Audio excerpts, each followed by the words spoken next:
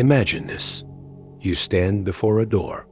It is locked, not by another, but by your own hand.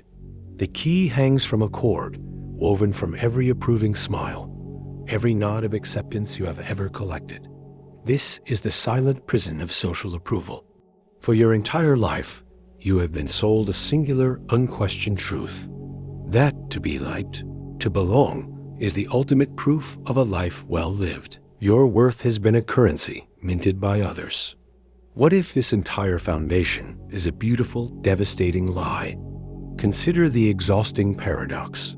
You must dim your brightest light to avoid blinding those accustomed to the dark. You sand down your sharpest edges to avoid cutting the hands that might hold you. You have been conditioned to believe that friction is failure. So you become a mirror, reflecting back only what each person wishes to see, until your original face is forgotten even by you. Who are you when the applause fades and the crowd disperses? The great, unsettling question is not how to be liked.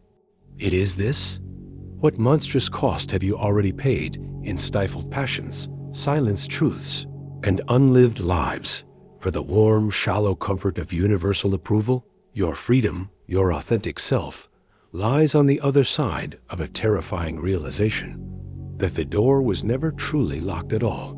You have simply been afraid to turn the key and hear the inevitable, liberating click of disapproval from those you leave behind in that antechamber of polite fiction. If this truth unsettles and intrigues you, subscribe.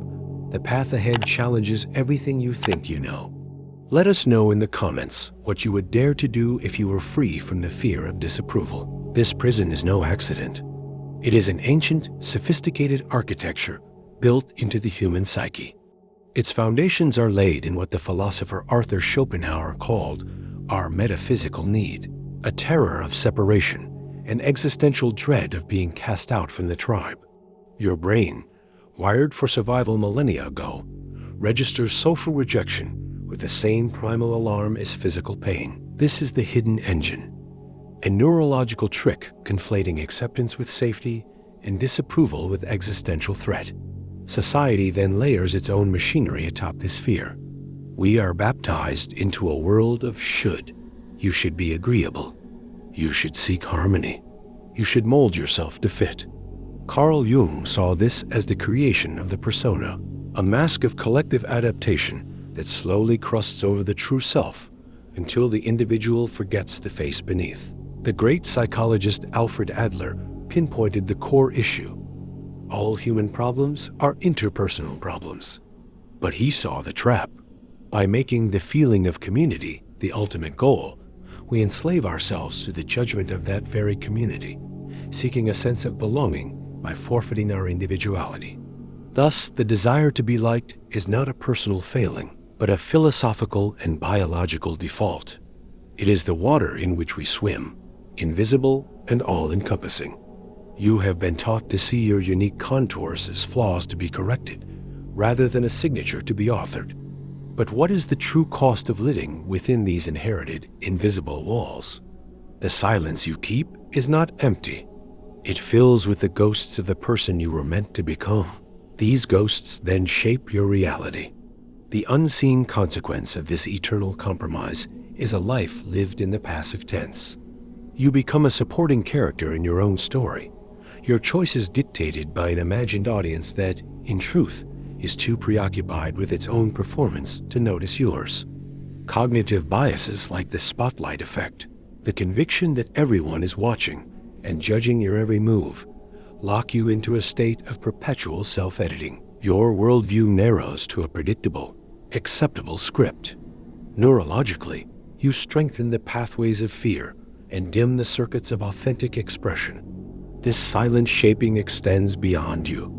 It creates a culture of polished surfaces and hollow cores, what Aldous Huxley foresaw as a voluntary dystopia of cheerful conformity. Relationships become transactions of validation, fragile and draining. Your true voice atrophies from disuse, replaced by an internal chorus of critics you did not choose. You feel a quiet despair, a phantom limb pain for a self you never fully embodied. The world loses what only you could have brought to it. that singular perspective, that unique friction that generates the heat of genuine progress and art. This is the trap's final, cruel perfection. It makes you an accomplice in your own captivity, believing the bars are there for your protection. But the cage is shrinking. With every unsaid word, every unlived passion, the walls draw closer. The cost is nothing less than the dissolution of your potential into the thin soup of collective approval. Yet, within this realization lies a strange and volatile freedom. For if the prison is built by your own hand, then the first revolutionary act is not to break out, but to simply stop building. The rebellion begins not with a roar, but with a quiet, internal severing of a single thread. It is the deliberate, daily practice of exchanging the goal of being valued for the goal of living valuably. This is the radical shift. Your worth is not a prize to be awarded by others, but a premise you must act from.